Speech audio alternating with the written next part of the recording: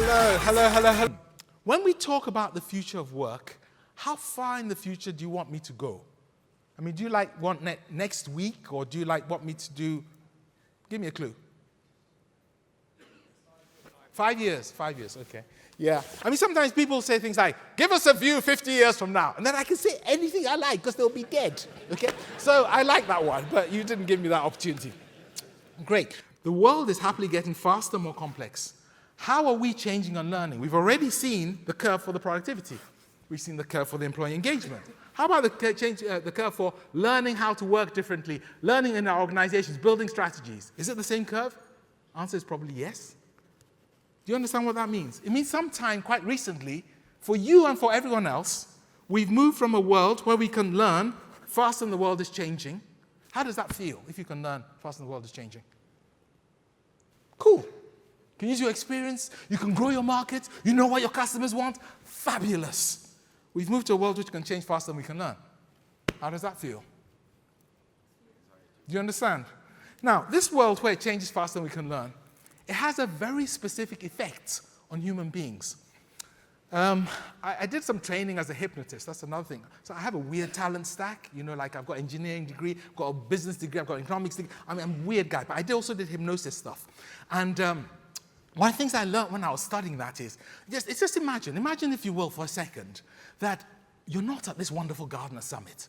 But close your eyes and just imagine that all of a sudden you've been dropped in the middle of a really scary, frightening forest. I've got a picture somewhere of a frightening forest. I think I can show you. My timing is rubbish. That's why I'm not doing hypnosis for a living. Frightening forest. There you go. Ta-da! Frightening forest. Okay, so you've just been dropped in this frightening forest. Can you just tell me how you feel? Good. You feel good when you hear the noise. Crunch, crunch, crunch, crunch. He feels good knowing that there are things going to eat him.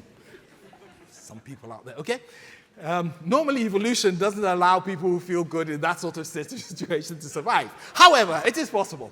Now, what happens in that situation when you're really uncomfortable, scared, and nervous is you kick into looking for 3 things only. That's all you care about. First one, is it dangerous? Is it an obstacle? That's what you're thinking about. That's when your heart is beating like that. That's the first question. Second question you ask yourself is it a tool? Can I use it to save myself? And the third is, can I ignore it? Is it irrelevant?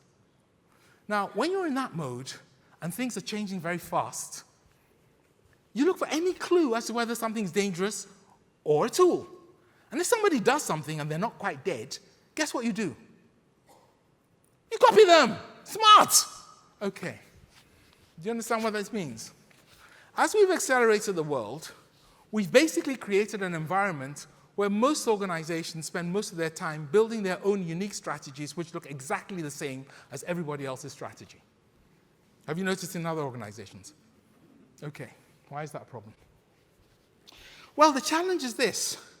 If we take just the digital side, I'm going to start on the digital side and just sort of explore that. If we just take the digital side and play around with that for a bit, I love these different technologies. I mean, everyone will talk about their future strategy, and what they do is they always make the technology the hero of the situation. Have you noticed that? They always make the technology, it's about this. They never say, and if they talk about people sort of as a second thought. They don't put the people first and say, we want our employees to be really happy and engaged. What technologies could we find for them? It works the other way around, okay? Now, why? Because some of us are selling and we're smart and we know it's a time of change. And if you tell somebody, this is a tool, and they're really scared in that forest, they'll go, it's a tool, I'll have it, how much? You know, so we know that, so they buy. So you see things like, I'm just going to laugh at some of the funny things here. This is just pictures of augmented reality. This is supposed to be an app you have on your phone, so when you go around the supermarket, it tells you where things are. Now, I have to tell you, if you don't understand how a supermarket works, your mother should not have let you out. You know, this is another equivalent one which is supposed to rank your dates as you're going along. Drones. Funniest one I ever saw, I laughed for ages when I saw that, was this one here, which was the first aid drone. So all the kit arrives, and there's no doctor, and you die. And then it just goes on. I mean, you know, the technology is wonderful, but the ways people are imagining using it are really weird. I love this one here with all the different screens. My life, okay, I don't carry devices. I have a device at home. I have 3 or 4 devices in my office, which is about 1 mile from home. I have an iPad in my car. They are all aligned. I don't understand why I need to be a beast of burden carrying technology, which is now so cheap we can multiply it and not notice it in our bank balances. And yet I watch people, and they do this amazing thing. When they're working on a really difficult corporate issue, they look on a tiny little screen with their thumbs. Then they go home, and they're relaxed, and there's no value to what they're doing. And they have a massive screen where they can see everything. Someone explain that to me. Do you understand? We simply just copied each other. There was no thought in that process. Yeah? So you get that sort of thing, and it just goes on. I mean, I'm not going to go through all the different technologies, but most of the technologies around us, the ways in which people have envisioned them are interesting, but we ask ourselves, do you have this experience? You recognize it? Okay. Implications on that are quite massive, because for a start, it basically means that a lot of the investment we're putting in isn't necessarily getting us much further forward. There's a big chance that what we're doing isn't actually helping us move forward. It's just copying someone else.